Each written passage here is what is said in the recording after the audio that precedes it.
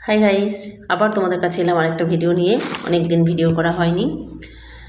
আজকে যেটা বলবো, আজকে বলবো আমাদের সরকার যে নূতন পরিবর্তন হয়েছে, যে সরকার আমরা সবাই পরিবর্তন করেছি, তাই পরিবর্তন হয়েছে। আমরা এখন যেটা হচ্ছে অন্নপূর্ণা ভাণ্ডার, অন্নপূর্ণা ভাণ্ডার নিয়ে 12 পাতার যে অন্নপূর্ণা ভাণ্ডার হয়েছে সেটা নিয়ে বহুজন বহু রকম নেগেটিভ কথাবার্তা ছড়াচ্ছে।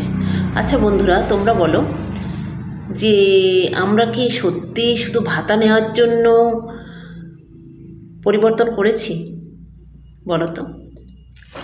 আমরা চেয়েছি নারী সুরক্ষা, আমরা চেয়েছি অভয়ার বিচার হোক, আমরা চেয়েছি যাতে আমরা আমাদের প্রত্যেকটা বাড়িতে ছেলে মেয়েরা সন্তান যেন চাকরি পায়, তোলাবাজি যেন বন্ধ হয়, মানুষের এই যে জমি জায়গা সব লুটপাট করে নিচ্ছিল সেগুলো যেন বন্ধ হয়, মানুষের কোল যেন খালি না হয়, আমার মা বাবাদের কোল যেন খালি না হয়, আর প্রত্যেকটা অন্যায়ের যেন সঠিক বিচার হয়।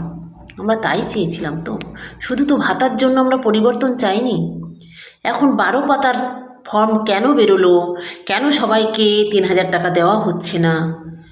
আচ্ছা বলো তো, 3,000 টাকা দেওয়া হচ্ছে না। আমাদের যদি সব কিছু আগের সরকার ঠিকঠাকভাবে দিত তাহলে আমাদের তো কোনো প্রবলেম হতো না। বলেই তো ছিল যারা অন্নপূর্ণা মানে লক্ষ্মীর ভাণ্ডার পাচ্ছে তারাই কিন্তু অন্নপূর্ণা ভাণ্ডার পাবে। কিন্তু যখন সার্চ করে ভিতরের গণ্ডগোলটা দেখা হলো, পুরুষরা পর্যন্ত অন্নপূর্ণা মানে লক্ষ্মীর ভাণ্ডারে নাম লেখা আছে, তারা পেত অন্নপূর্ণা এই লক্ষ্মীর ভাণ্ডার পেত।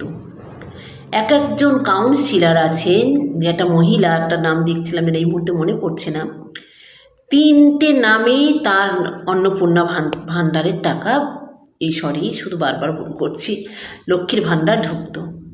তাহলে ভাবো আমরা কোথায় বাস করছি?